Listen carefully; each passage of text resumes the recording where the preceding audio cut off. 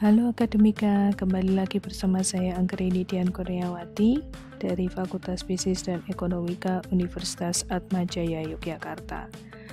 Berikutnya saya akan melanjutkan dari pembahasan mengenai abnormal return. Di sini ada penghitungan average abnormal return yang ini biasanya digunakan untuk menghitung lebih kepada bagaimana abnormal return itu kemudian dihitung ketika kita melakukan studi peristiwa. Nah, untuk menguji abnormal return tidak hanya untuk setiap sekuritas yang ada, itu bisa dibuat secara agregat dengan menguji dari rata-rata abnormal return-nya untuk sekuritas yang kita bisa sebut sebagai cross section untuk tiap hari dalam periode peristiwanya. Nah, di sini kita bisa gunakan namanya AAR atau Average Abnormal Return atau juga disebut sebagai RRTN atau rata-rata return tidak normal di periode T, yaitu sama dengan K sigma I sama dengan 1 RTNIT dibagi dengan K, di mana RRTNT itu adalah Average Abnormal Return dalam hari ke T. Kemudian RTN itu adalah abnormal return untuk sekuritas I dalam hari T, sedangkan K adalah jumlah sekuritas yang dipengaruhi oleh pengumuman.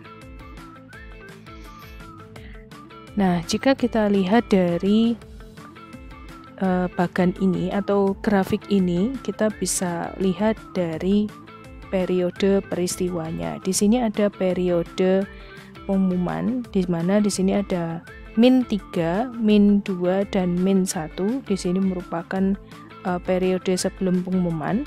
Kemudian di sini ada 0, di mana di sini adalah peristiwa pengumuman tersebut. Dan kemudian T plus 1 sampai plus 3 ini adalah ketika kita ingin melihat respon pasar itu bertahan sampai berapa hari. Nah, dari grafik ini kita bisa melihat bahwa untuk informasi ini di situ tidak menimbulkan adanya abnormal return yang tinggi di T-3, tetapi mulai bergerak naik sebelum T-0. Bahkan ketika dari min 1 sampai sebelum pengumuman peristiwa itu sudah ada reaksi dari pasar. Hal ini ditunjukkan bahwa ada kebocoran informasi sebelum pengumuman peristiwa itu terjadi. Oleh karena itu ada reaksi pasar terhadap pengumuman peristiwa tersebut. Dan ketika nanti kita bisa hitung dari abnormal return-nya atau rata-rata dari abnormal return-nya, maka kita bisa lihat berapa jumlah rata-rata abnormal return-nya yang kemudian sudah mampu direaksi oleh pasar. Nah, kemudian dari T0 sampai ke T3 nampaknya masih terus direaksi oleh pasar, tetapi kita bisa lihat dari T0 sampai dengan T plus 1 karena tadi ada kebocoran informasi, oleh karena itu untuk reaksinya juga sudah mulai menurun. Bahkan dari T1 sampai dengan T2 itu mengalami penurunan yang cukup signifikan dan kembali lagi ke posisi awal di T plus 3. Nah, di sini menandakan kalau misalnya kita ingin lihat dari bentuk efisiensi pasarnya itu seperti apa, kita juga bisa lihat dari sini bahwa ketika ada hal kebocoran informasi seperti ini, kita tidak bisa katakan bahwa bentuk efisiensi pasar kita itu adalah semi kuat atau kemudian kita katakan adalah kuat gitu, karena kemudian dari kebocoran informasi yang ada ini menandakan bahwa adanya return tak normal yang kemudian bisa dirasakan oleh beberapa investor di dalam pasar, yang dimana kemudian hal tersebut menimbulkan adanya abnormal return, dan ini tidak baik untuk kondisi pasar, terutama untuk kondisi pasar yang efisien. Nah, di sini kesimpulan dari grafiknya, adanya reaksi pasar di sekitar tanggal pengumuman dari min 1, 0, 1, plus 2, dan plus 3 yang mengindikasikan bahwa peristiwa tersebut mengandung informasi. Nah, pasar bereaksi lambat dan persisten untuk menyerap informasi yang ditunjukkan dengan abnormal return yang persisten sampai hari plus 3. Pasar tidak efisien semi-strong secara keputusan karena pasar tidak efisien secara informasi. Jadi ini dari kesimpulan dari grafik yang tadi. Kemudian ada cara berikutnya selain dengan rata-rata return tak normal, yaitu cumulative abnormal return. Ada beberapa penelitian terkait dengan cumulative abnormal return, utama untuk topik-topik seperti earning response coefficient, yang kemudian menggunakan CAR ini untuk melihat magnitude atau besaran dari abnormal return. Nah, cumulative abnormal return merupakan penjumlahan dari abnormal return hari sebelumnya dalam periode peristiwa untuk tiap sekuritas yang ada.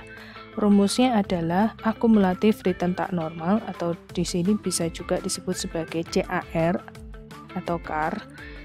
IT sama dengan T sigma A sama dengan T3 RTN IA, di mana ARTN ini merupakan cumulative abnormal return untuk sekuritas KI dalam hari T yang terakumulasi dalam abnormal return untuk sekuritas KI dalam awal periode peristiwa sampai hari T, sedangkan RTN IA itu adalah abnormal return untuk sekuritas KI dalam hari T 3 sampai dengan hari T atau ketika pengumuman terjadi. Kemudian juga bisa kita hitung CAAR atau Cumulative Abnormal Average Abnormal Return, atau kita bisa sebut sebagai ARRTN, di mana di sini untuk ARRTN itu adalah T sigma A sama dengan T3 RRTN A. Jadi kita gunakan rata-rata return tak normal yang tadi. Kemudian di sini kita bisa lihat dari grafiknya, ya, ini agak berbeda dengan yang tadi kita gunakan average abnormal return. Dari kondisi atau kemudian periode peristiwa yang sama, kita bisa lihat antara min 3 sampai dengan max 1 itu sudah mulai ada pergerakan untuk investor itu kemudian melihat adanya informasi yang ada. Kemudian puncaknya adalah ketika T plus 1. Nah, dari T plus 1 tersebut sampai dengan T min 3 menjadi lebih puncaknya lagi. Nah, di sini menandakan bahwa untuk kumulatif average abnormal return itu dia bisa menghitung secara kumulatif bagaimana rata-rata abnormal return di dalam suatu peristiwa, sehingga kita bisa tahu besaran abnormal return yang kemudian dinikmati itu berapa.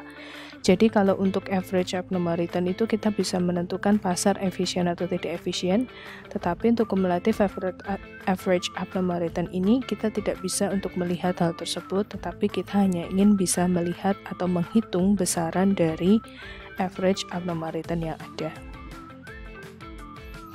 Nah, kemudian perlu juga adanya pengujian secara statistik terkait dengan abnormal return.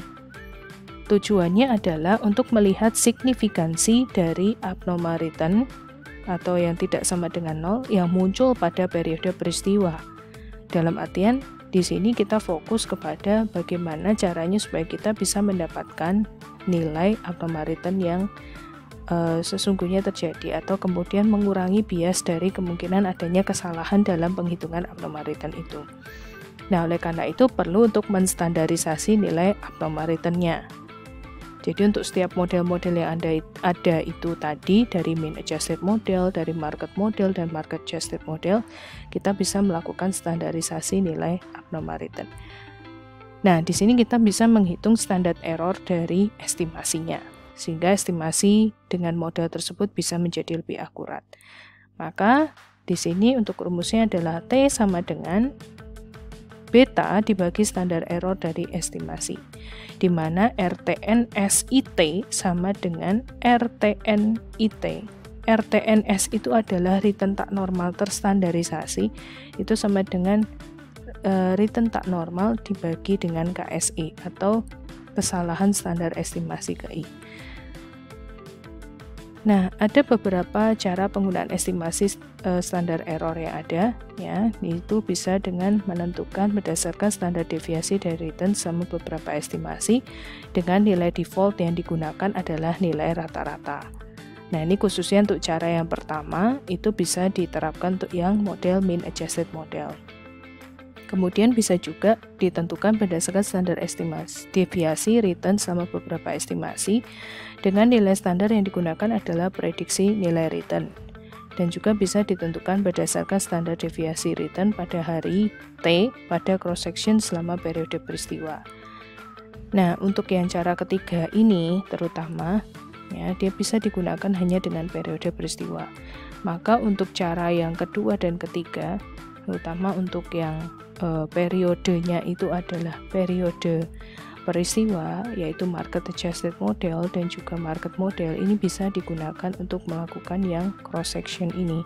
Tetapi juga tidak menutup kemungkinan untuk yang periode estimasi itu bisa digunakan dengan menggunakan yang ini dengan yang ini. Karena di sini bisa menggunakan periode estimasi. Market model juga bisa digunakan untuk kedua cara yang ini. Nah, berikut adalah penjelasan mengenai abnormal return. Beberapa penelitian telah mencoba untuk menemukan faktor spesifik perusahaan yang dapat menjelaskan besarnya abnormal return dengan menggunakan teknik regresi. Jadi seperti yang saya sebutkan tadi terkait dengan earning response coefficient, di mana kita bisa melihat bagaimana respon dari pasar terhadap laba yang ada, kita lihat besarannya seperti apa. Ada beberapa faktor yang bisa kemudian mempengaruhi hal tersebut, misalnya dari karakteristik perusahaan dan sebagainya. Nah, itu berusaha untuk menjelaskan besarnya berapa sih abnormal return dengan menggunakan teknik regresi. Kemudian juga ada studi peristiwa tentang perubahan dalam pengumuman laba untuk menentukan bahwa perubahan laba mengandung informasi dan ada return abnormal di sekitar tanggal pengumuman. Nah, di sini bisa dengan beberapa penelitian studi peristiwa seperti January Effect, Monday Effect, kemudian juga terkait dengan reaksi pasar secara umum di dalam pasar model, dan kemudian di situ nanti terkait dengan beberapa pengumuman yang dilakukan, misalnya adanya stock split atau ada pengeluaran saham treasury dan sebagainya. Kemudian juga untuk menjelaskan seberapa hebat respon pasar terhadap perubahan laba digunakan CAR untuk melihat besarnya perubahan penghasilan pengaruhi abnormal return. Nah, di sini seperti earnings quality atau earnings response coefficient ini bisa kita gunakan sebagai untuk penjelas abnormal return, terutama untuk yang kumulatif abnormal return. Kemudian ada beberapa penelitian lain yang juga menggunakan ukuran perusahaan, pertumbuhan perusahaan, risiko perusahaan untuk menjelaskan besarnya abnormal return. Nah, di sini masih banyak atau terbuka sekali penelitian terkait dengan pasar model yang kemudian di mana di dalamnya itu juga menghitung abnormal return secara fokus di dalamnya. Dan ini untuk penelitian keuangan maupun penelitian akuntansi masih banyak ditemukan gap penelitiannya juga.